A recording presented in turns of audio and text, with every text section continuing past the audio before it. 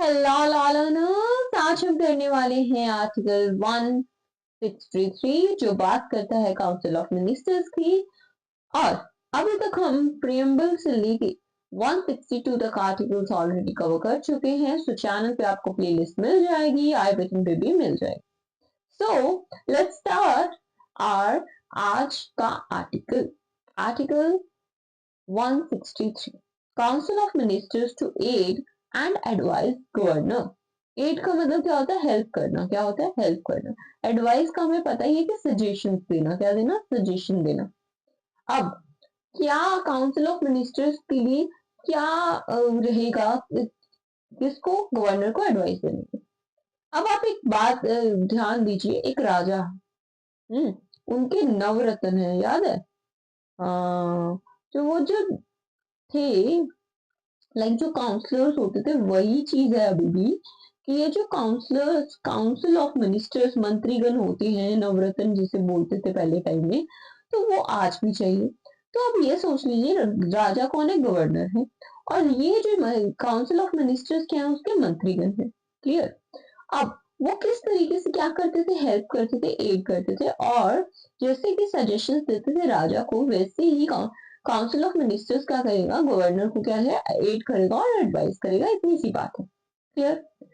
Close one क्या कहता है? There shall be a council of ministers with chief minister at the head to aid and advise governor in exercise of his functions, except insofar as he is by or under this constitution required to exercise his functions or any of them in his discretion।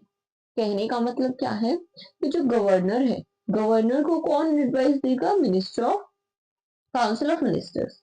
वैसे ही जो chief minister है उसके लिए भी क्या है? Chief minister क्या है? ये काउंसिल ऑफ मिनिस्टर्स के साथ मिलकर गवर्नर को क्या देगा? एडवाइस देगा। इतनी सी बात हमें बताई गई। एक्सेप्ट का है कि जहां पे एक्सेप्शंस क्या है? कि जहां पे कॉन्स्टिट्यूशन ने उसे बोल दिया कि आप खुद का डिस्क्रिशन, है ना, आपकी मर्जी जो है उस हिसाब से करें। क्लियर? इतनी सी बात है, सिंपल है। क्लोज टू क्या कहता है? If any question arises whether any matter is or is not a matter as respects which the governor is by or under this constitution required to act in his discretion, the decision of the governor in his discretion shall be final। तो कोई ऐसा matter है जहां पे क्या है? Governor की power है ना, अंडर कॉन्स्टिट्यूशन, और वो इन डिस्क्रिशन पे है कि हाँ, अपना मन है, अपनी इच्छा है, अपनी मर्जी से आप कर सकते हो। तो वो जो डिस्क्रिशन है वो क्या है? फाइनल माना जाएगा। क्या माना जाएगा बच्चा? फाइनल माना जाएगा। And the validity of anything done by governor shall not be called in question on ground that he ought or ought not to have acted in his discretion। और इस चीज पे वो भी जो भी डिसीजन लेगा उसका डिसीजन फाइनल होगा और उस पर कोई भी क्वेश्चन नहीं उठाया जाएगा। क्लियर? इतनी सी बात है। क्लियर? क्लोज 3 क्या कहता है? The question whether any and if so what advice was tendered by ministers to the governor shall not be inquired into any court। मतलब कोर्ट में जाकर जो भी उसका डिस्क्रिप्शन वगैरह है, जो भी उसकी पावर को यूज कर रहा है, एडवाइस वगैरह है, तो वो चीज को आप क्या है, कोर्ट में जाके इंक्वायरी नहीं हो सकती। क्लियर? अब हम जा रहे हैं हमारे नेक्स्ट आर्टिकल की तरफ। Article number 164। आर्टिकल नंबर 164 हमें क्या बताता है? देखते हैं। Article 164 other provisions as to ministers. क्या क्या अदर प्रोविजंस है मिनिस्टर्स के पास? Clause one, the chief minister shall be appointed by the governor. It means कि जो गवर्नर है वो क्या है? चीफ मिनिस्टर को क्या करेगा? अपॉइंट करेगा। And other minister shall be appointed bye governor on the advice of chief ministers. पहले तो गवर्नर क्या करेगा? चीफ मिनिस्टर को लाएगा, फिर उसके बाद chief minister, governor plus chief minister दोनों मिलकर क्या करेंगे? क्या करेंगे यहाँ पे? क्या करेंगे? दोनों मिलके बाकी मिनिस्टर्स को क्या करेंगे? अपॉइंट करेंगे। ठीक है? Other ministers shall be appointed by governor on the advice of chief minister and the ministers shall hold office during the pressure of governor. Governor जब तक चाहेगा तब तक ये ऑफिस में होल्ड करेंगे. Clear? Okay, let me check if recording is wow perfectly. Now we are going further. आगे कुछ provisions है ना, वो देखते हैं. Provided that, क्या provide किया गया है? In the state of Chhattisgarh, Jharkhand, Madhya Pradesh and Orissa, there shall be a minister in charge of tribal welfare who may be in addition be in charge of the welfare of scheduled caste and backward classes or any work. ये इसके साथ plus point किया गया है ना. Addition to क्या है कि यहाँ पे छत्तीसगढ़, झारखंड, मध्य प्रदेश और उड़ीसा में क्या होगा, एक ट्राइबल वेलफेयर जो है मिनिस्टर होगा. ट्राइबल वेलफेयर मिनिस्टर होगा. इतनी सी बात बताई गई है. जो क्या है किसके लिए भी काम करेगा, शेड्यूल्ड कास्ट और या फिर बैकवर्ड जो क्लासेस है उसके लिए भी काम करेगा. A1 क्या बता रहा है, the total number of ministers including the chief minister, minister plus chief minister को मिला के in council of ministers in state shall not exceed 15%. 15% से ज्यादा नहीं होना चाहिए, right, of the total number of members of the legislative assembly of that state.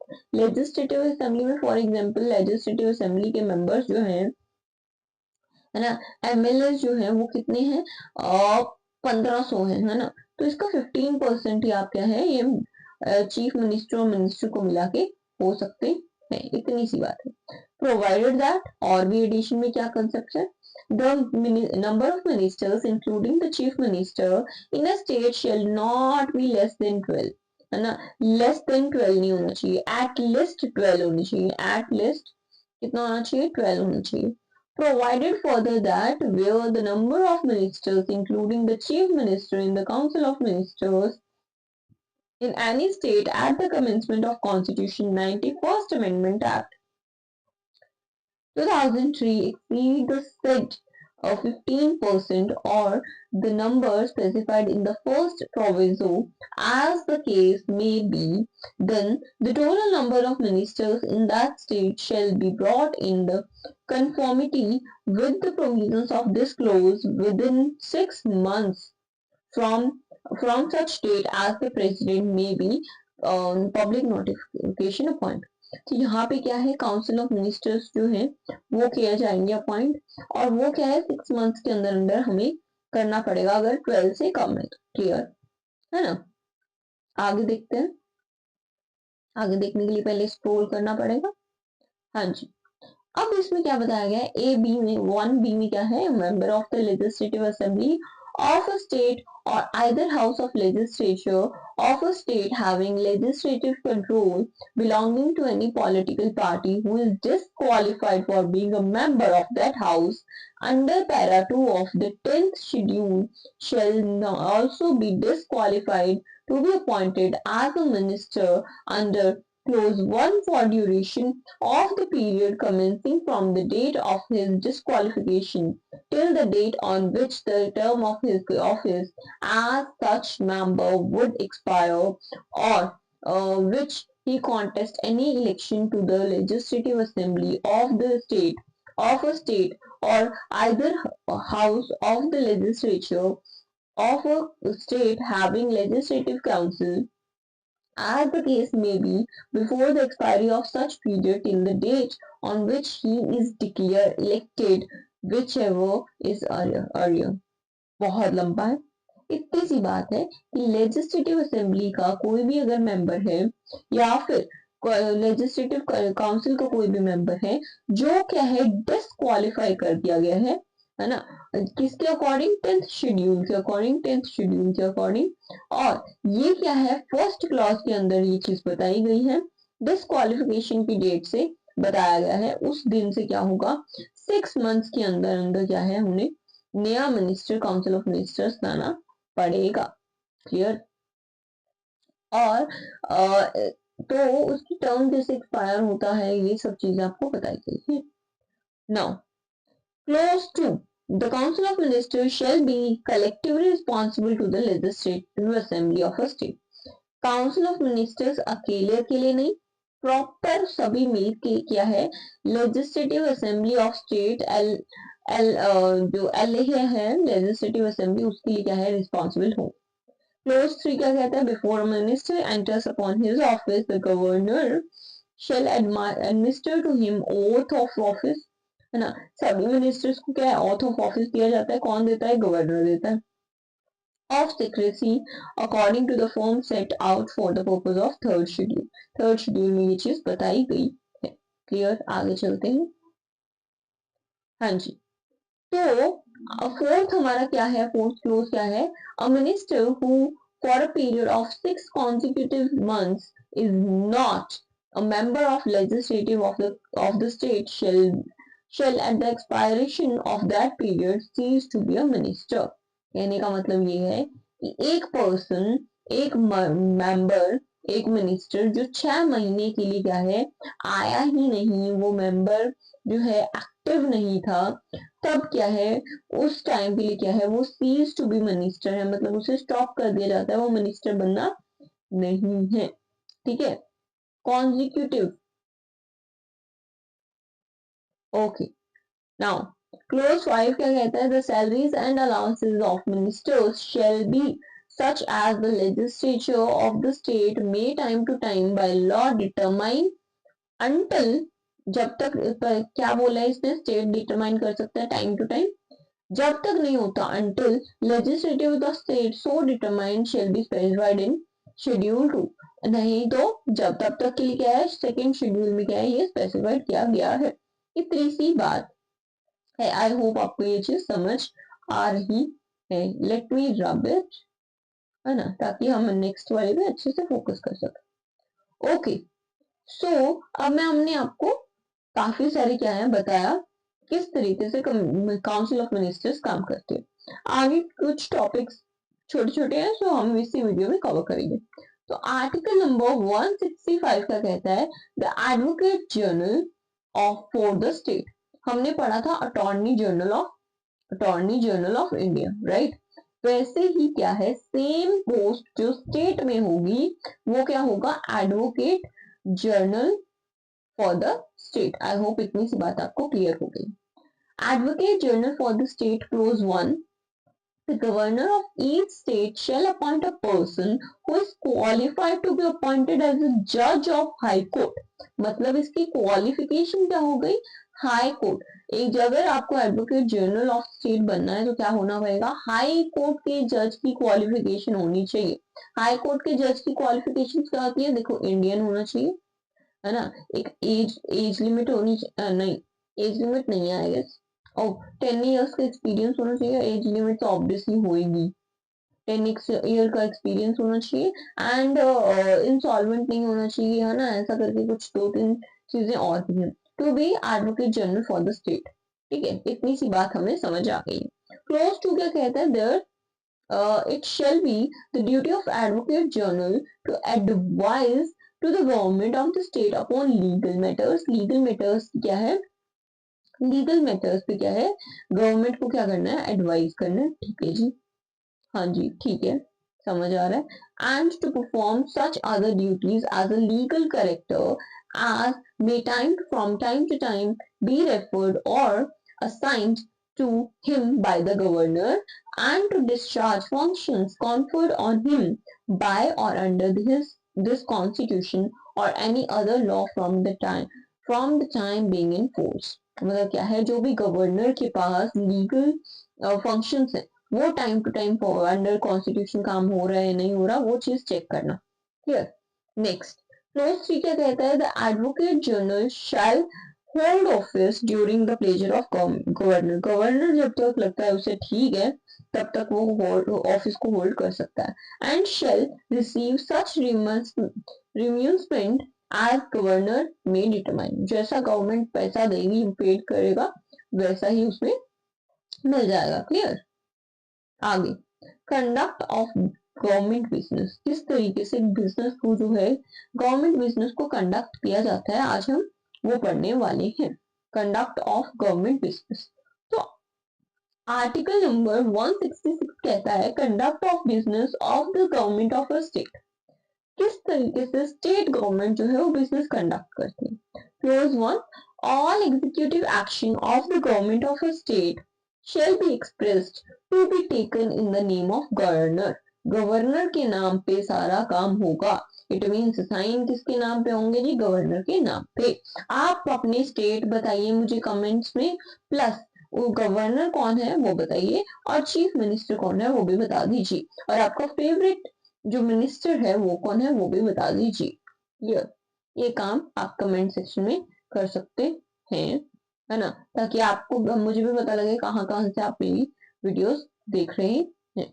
Now close number 2, close number 2 क्या है?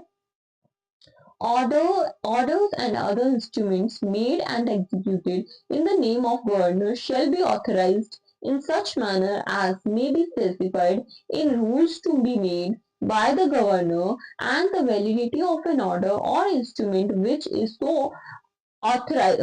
authenticated shall not be called in question on the ground that it is not an order or instrument made or executed by governor. कहने का मतलब ये है कि जो भी ऑर्डर्स इंस्ट्रूमेंट्स गवर्नर के नाम पे लिए गए हैं वो गवर्नर के ही माने जाएंगे। कभी भी उस पर ये सवाल नहीं किया जाएगा कि ये गवर्नर के ऑर्डर नहीं है। क्लियर, इतनी सी बात आई होप आपको समझ आ रही है।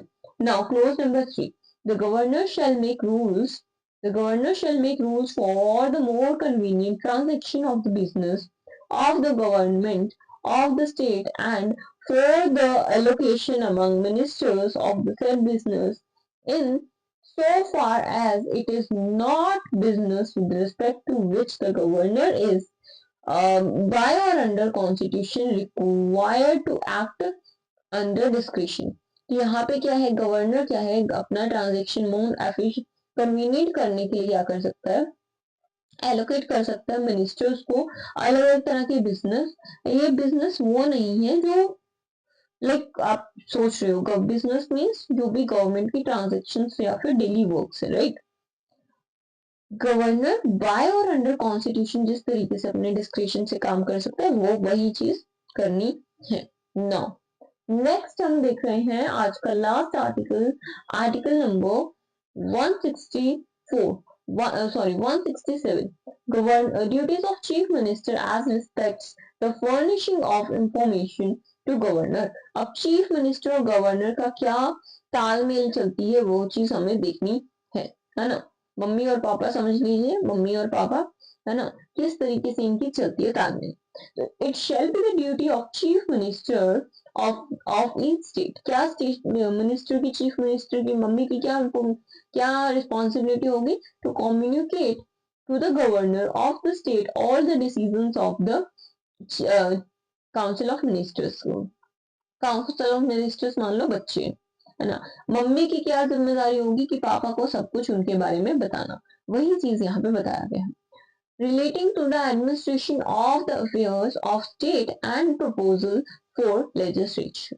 लेजिस्लेशन के लिए क्या है, जो भी तरह के होंगे, है ना, एडमिनिस्ट्रेटिव अफेयर्स है, जो भी एडमिनिस्ट्रेटिव रूल करने के लिए जो भी डिसीजन लिए जाते हैं वो चीज क्या है, गवर्नर सीएम की ड्यूटी होगी कि वो क्या है गवर्नर को बताएं। ठीक है। बी क्या कहता है, to furnish such information relating to the administration of the affairs of the state and proposals for legislature as the governor may call for। जैसे गवर्नर कहता है वैसे आपको लेजिस्लेचर के लिए प्रपोजल्स लाने हैं। क्लोज 3 क्या कहता है, if the governor so requires to submit for the consideration of the Council of Ministers any matter on which a decision has been taken by a minister but which has not been considered by the council। यहाँ पे क्या है, governor को क्या करना पड़ेगा, consideration लेना पड़ेगा, किससे कंसिडरेशन लेना पड़ेगा, किससे, हमारे काउंसिल ऑफ मिनिस्टर्स से। अगर कोई डिसीजन ऐसा लिया गया है जो क्या है काउंसिल से on which a decision has been taken by a minister but which has not been considered by the council। तो वो जो मिनिस्टर की बात लिया जाएगा तो वो चीज देखना पड़ेगा, कंसिडरेशन सबमिट करना पड़ेगा। सो दैट इज सिंपल सी बात है, चीफ मिनिस्टर की ड्यूटी है कि आप गवर्नर को सब बताओ क्या चल रहा है, राइट? वही बात है ना, और बाकी ड्यूटीज करो। सो अब आपको पता लग गया होगा कि नेक्स्ट लेक्चर में हम क्या पढ़ने वाले हैं, है ना? समझदार है, पहले ही पढ़ लिया होगा, देख लिया होगा। नेक्स्ट नेक्स्ट हम लेक्चर में देखने वाले हैं chapter number 3, the state legislature, है ना? और इससे आगे ऑनवर्ड्स हम पढ़ने वाले हैं। सो आज की वीडियो में आपने बहुत कुछ सीखा, काउंसिल ऑफ मिनिस्टर्स के बारे में, गवर्नर के बारे में, काउंसिल ऑफ मिनिस्टर्स किस तरीके से गवर्नर और चीफ मिनिस्टर कनेक्टेड है, ये सब चीजें आज आपने देखी। आई होप आपको समझ आई होंगी और आप कभी भूलेंगे नहीं अब, राइट? सो आज के लिए इतना ही। जय हिंद, जय भारत।